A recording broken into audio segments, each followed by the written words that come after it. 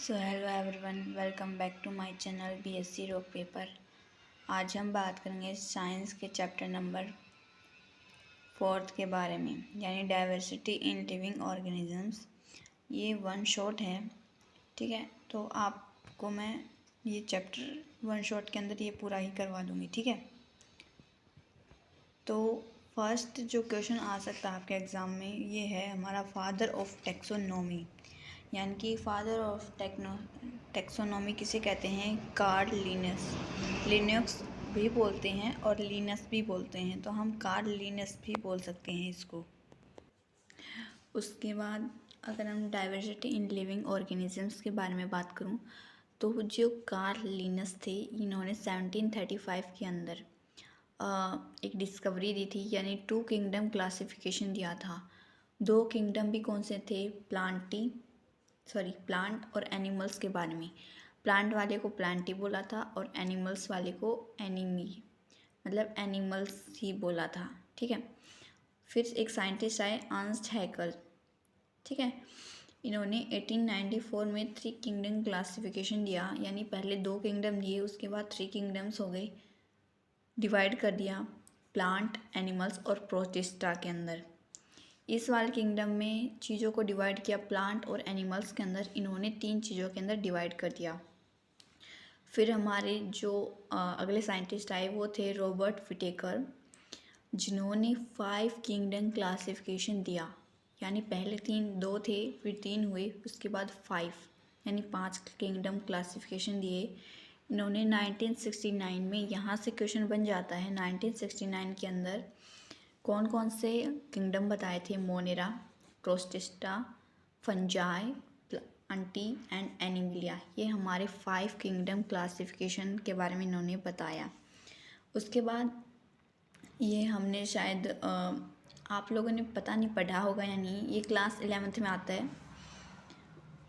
जैसे कि ये सारे मतलब कि इनको डिवाइड किया गया है कैटेगरीज के अंदर। पहले kingdom, phylum, class, order, family, genus and species, ये 7 मतलब कि कैटेगरीज हैं, इनमें डिवाइड किया गया था।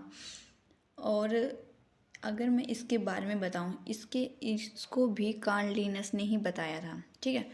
अब टैक्सोनॉमी की डेफिनेशन है, taxonomy is the science of describing, naming and classifying organisms including all parts, animals and micro organisms. यानी कि टैक्सोनॉमी को अगर डिफ़ाइन करने की बात करूँ, तो ये एक ऐसी साइंस है जिसके अंदर हम किसी भी चीज़ को डिस्क्राइब, मतलब उसके बारे में, उसकी जो विशेषताएं हैं, उनका जो नेमिंग प्रोसेस है, यानी कि चीज़ों के नाम के बारे में, उनके कैरेक्टर्स के बारे में, उनके फीचर्स के बारे में, उनके हैबिटेट्स के बारे में, जब भी हम उसको मतलब बताते हैं, तो वो एक तरफ से हमारा टैक्सोनॉमी ही कहलाएगा, ठीक है। जैसे कि प्लांट हो गया तो उसके सभी पार्ट्स, एनिमल्स हो गए या माइक्रो ऑर्गेनिजम्स, उनको जब हम क्लासीफाई करेंगे तो उसको हम बोलते हैं टैक्सोनॉमी, ठीक है। उसके बाद ये जो क्लासिफिकेशन दी गई थी, 5 किंगडम क्लासिफिकेशन, ये किन किन चीज़ों पे बेस थी? सबसे पहले न्यूट्रिशन के बेस पे, यानी कि प्लांट को, एनिमल्स को, मोनेरा, प्रोटिस्टा, ये किस प्रकार का न्यूट्रिशन लेते हैं, इसके बेसिस के ऊपर डिवाइड किया गया था।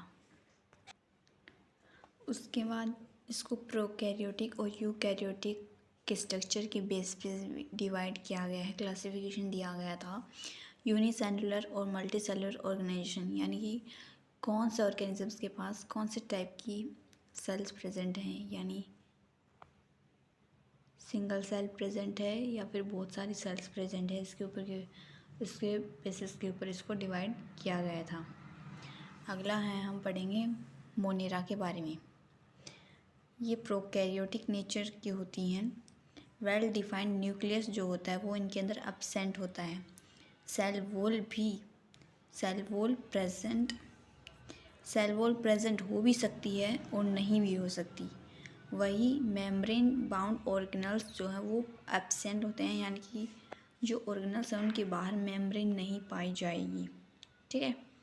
तो आज हम इतना ही पढ़ेंगे। Thank you.